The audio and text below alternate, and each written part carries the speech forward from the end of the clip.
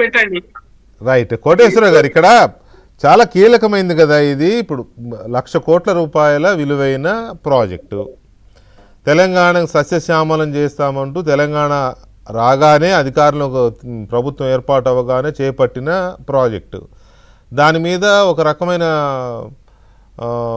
సరే అవి ఆరోపణల నిజాలా మనకు తెలియదు, తేల్చాల్సింది ప్రభుత్వాలు, దర్యాప్తు సంస్థలు. ఆ దర్యాప్తు సంస్థల మీద రకరకాల ఆరోపణలు వీళ్ళు చేస్తారు, వాళ్ళు ఏదో దర్యాప్తుకి ఇస్తారు. ఇదంతా పక్కన పెడితే ఇప్పుడు అసెంబ్లీలో ఒక చర్చ జరిగిన తర్వాత దాన్ని ఏం చేయాలనే డెసిషన్ అయితే తీసుకోవాలి కదా. వీళ్ళేమంటారు, ఇప్పుడు ఎక్కడైతే కుంగిందో అక్కడే 400 కోట్ల రూపాయలతో రిపేర్ చేయొచ్చు, ఎల్ఎన్టీ అయితే నేను ఫ్రీగా చేసిస్తానంటోంది అని కేటీఆర్ గారు అంటున్నారు. మరి ఎవరికి చెప్పిందో ఎల్ఎన్టీ మనకు తెలియదు, మీకు తెలియదు, నాకు తెలియదు, ఇక్కడ ఎవరికి తెలియదు. ముఖ్యమంత్రి గారికి ఏమైనా తెలిసేమో నాకు తెలియదు. కానీ ముఖ్యమంత్రి గారు ఏమంటారు, అక్కడ కడితే రిపేర్ చేస్తే వరద వచ్చి అది కొట్టుకుపోతే కింద ఉన్న ఊళ్ళన్నీ మునిగిపోతే, కాబట్టి మేము ఆల్టర్నేట్గా తమ్మిడిహట్టిని ఎంచుకున్నాము, మేము పై ప్రభుత్వాలతో పర్మిషన్ తెచ్చుకుంటున్నామని చెప్పి ఆయన చెప్తారు. ఇదంతా ఎక్కడ తేలాలి? అసెంబ్లీలో తేలాలి. మాజీ ముఖ్యమంత్రి తర్వాత కాళేశ్వరం కడుతున్నప్పుడు ఇరిగేషన్ శాఖను కూడా చూసిన కేసీఆర్ గారు ఇరిగేషన్ శాఖను కూడా చూశారు కదా. అప్పుడు ఆయన అసెంబ్లీకి వచ్చి అరే బాబు అట్లా కాదయా ఇట్లా అని చెబితే పెద్దరికంగా సీనియర్ లీడర్గా ఆయనకు అవగాహన ఉంటుంది, చెబితే దానికి కూడా ఒక వాల్యూ ఉంటుంది. మా సార్ రాడు మేము సరిపోతామని ఆయన ఎందుకు అంతఃపురంలోనే ఉంచాలని ఆయన వీళ్ళు అనుకుంటున్నారు, ఆయన ఎందుకు ఉండాలనుకుంటున్నాడు, వీళ్ళు ఎందుకు ఆయనే రమ్మని వీళ్ళు అంటున్నారు, మనలాంటి వాళ్ళం కూడా ఆయన వస్తే బాగుంటుందని మనం ఎందుకు అంటున్నాం. సింపుల్. ఇదంతా ఒక చిన్న అంబిక్విటీ క్రియేట్ అవ్వట్లా. ఇప్పుడు కేసీఆర్ అసెంబ్లీకి వచ్చి మాట్లాడినా గానీ అసెంబ్లీ నిర్ణయం చేయలేదు కదా. చేయలేదు కానీ ఒక కంక్లూజన్కి వస్తారు కదా. ఏమొస్తారండి కంక్లూజన్ కి? ఒకవేళ రారు, కేసీఆర్ రారు, 5 ఏళ్ల పాటు రారు, 5 ఏళ్ల పాటు మరి ప్రభుత్వం ఇలాగే ఉంచుతుందా కేసీఆర్ మీద విమర్శలు చేస్తూ? అది బాధ్యతాయుతమైనటువంటి ప్రభుత్వంగా దాన్ని పరిగణించాల్సి వస్తుందా?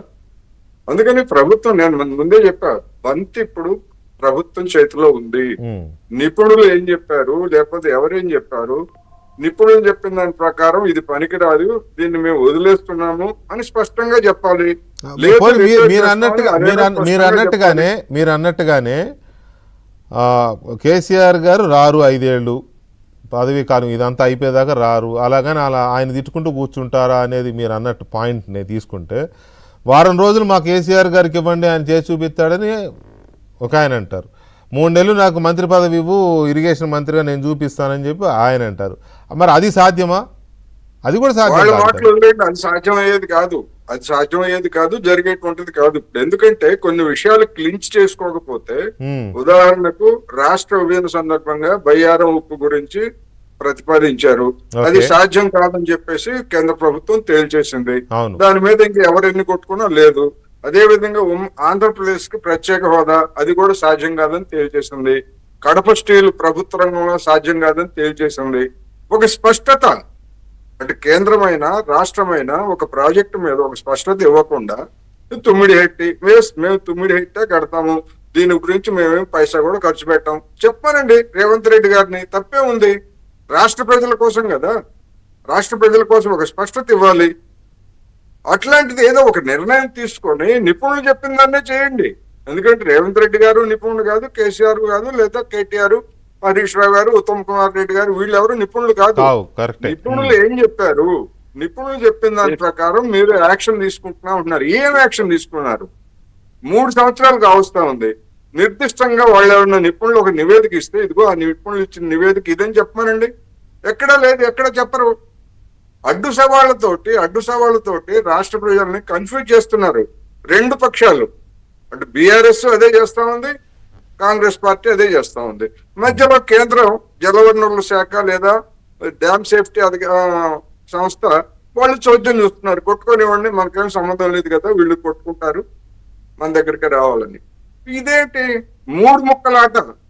కేంద్రం చోద్యం చూస్తా ఉంది, రాష్ట్రంలో ఉన్నటువంటి అధికార ప్రతిపక్షాలు చేస్తున్నాయి, జనాలకి జుట్టు పీక్కుంటున్నారు. ఇప్పుడు ఇక్కడ సమస్య ఏంటంటే 3 సంవత్సరాల నుంచి దాంతో నీళ్లు రాకపోయినా గానీ పంటలన్నీ పండుతున్నాయి. రైతాంగం ఎక్కడ ఆందోళన చేసి మాకు మేడిగడ్డ వల్ల నీళ్లు రావట్లేదని చెప్పేసి వీధుల్లోకి వచ్చిన ఉదంతాలు అయితే లేవు ఇప్పుడు. ఎందుకంటే వర్షాలు పడ్డాయి.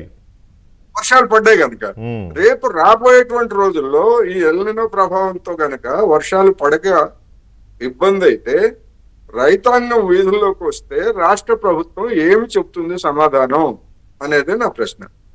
లేదు అది చాలా కీలకమైన ప్రశ్న. అది రాబోయే కాలం అంతా చాలా గడ్డు కాలం. అంటే ఈ సీజన్కి ఎల్నినో వస్తుంది కాబట్టి ఈ ఏడాది కానీ అది కంటిన్యూ అయితే నెక్స్ట్ ఇయర్ కూడా చాలా గడ్డు కాలమే ఉంటుంది వ్యవసాయ రంగానికి కానీ లేకపోతే తాగునీటి ఇటువంటి వాటన్నిటికి.